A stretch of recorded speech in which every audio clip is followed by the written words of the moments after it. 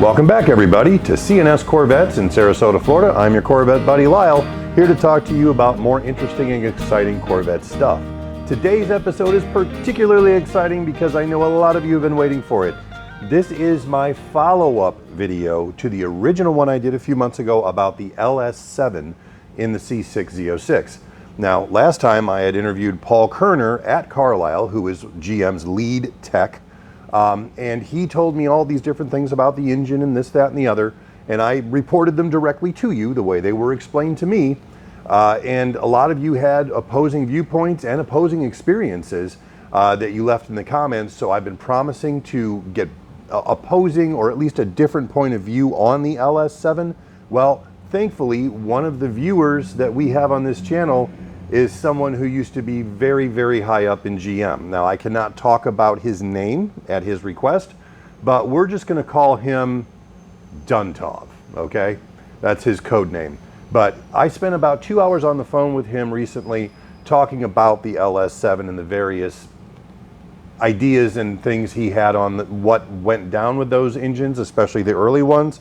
But before we get into that, we talk about all kinds of special Corvette stuff on this channel. If you find it useful, if there's things you want to hear about, leave a like, subscribe, comment below. If there's videos you want to see made, put them in the comments. I do try to read all the comments, and the more you can do of that, the more I can do for you. Thank you very much. Moving on to today's subject. Now, Duntov started off talking about that there were several aspects to the LS7 that nobody at GM really wants to talk about because the engine was such a great performer, but especially some of the earlier iterations did have a serious Achilles heel.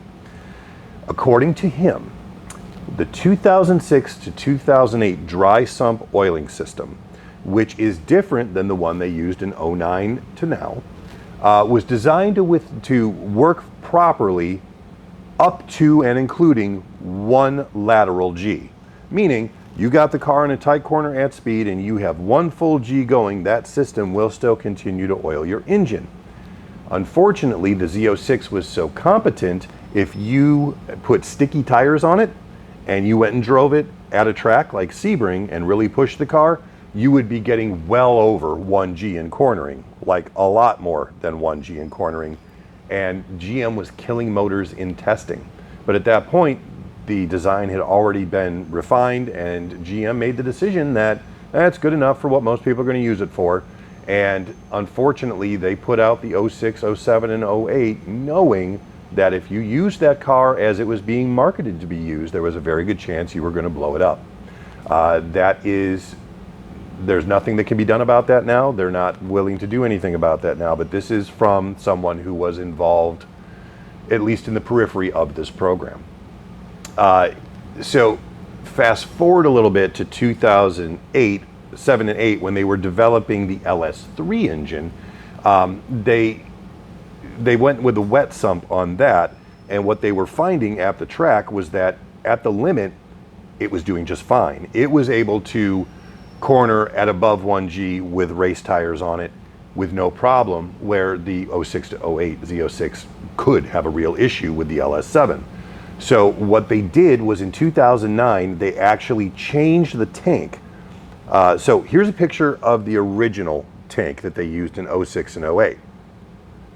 Now, this is a picture of the tank they started using in 2009. And you're going to see something very interesting hanging off the side of it. That is what they called the goiter.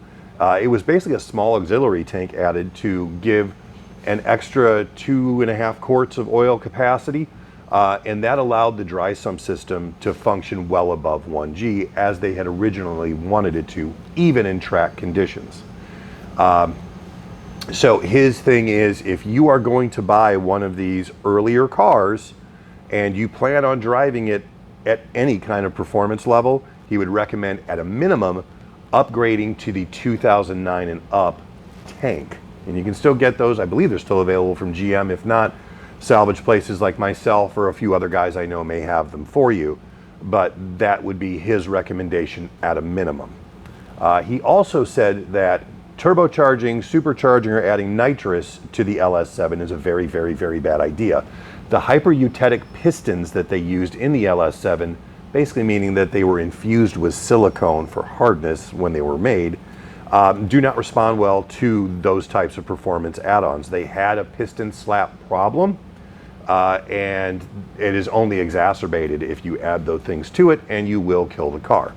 If you want to add power to the LS7 engine, what he recommends is you switch over to the special forged pistons made by K-Tech. They developed them specifically for this purpose, and they won't have the problems that the hypereutetic pistons will when pushed to the max, especially with performance enhancing add-ons. Couple of tips that Duntov had for you if you are buying a C6 Z06. As I said, first one is clearly upgrade to the 09 and later dry sump tank. Also, no matter what LS7 car you buy, pull the valve covers and remove the rocker arms to check valve wobble. That's the first thing you do if you buy one of these cars. If you can do it before you buy it, you might want to do that too, but most people aren't going to let you tear into their car to check that. If valve wobble is present, he immediately replace the guides. He said the replacement of the guides does work, and it'll last for a really long time. But if it were his car, he would say, for what the valve job is going to cost versus what buying the K-Tech heads, the cylinder heads that have all this stuff done already, he said it's going to be more expensive up front, but you won't ever have to do it again. Replacing the valve guides, even doing the valve guides properly, in 10 years, whatever, you may have to look at doing them again. So overall, he recommends doing the K-Tech heads if you're going to be pursuing that kind of performance long term. So very interesting to talk to this guy.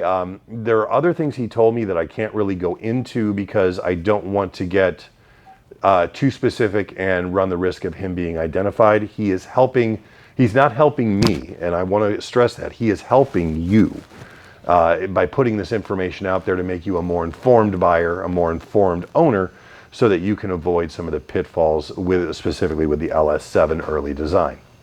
So that's what I've learned from the inside source, the not public source at GM about your LS7. Feel free to comment below. I think that a lot of the people who commented on my first LS7 video will see that these are many of the things they had discussed and talked about as well. So I look forward to hearing from you on it. If you have additional questions, put in the comments, and I look forward to speaking to you soon. Thank you much.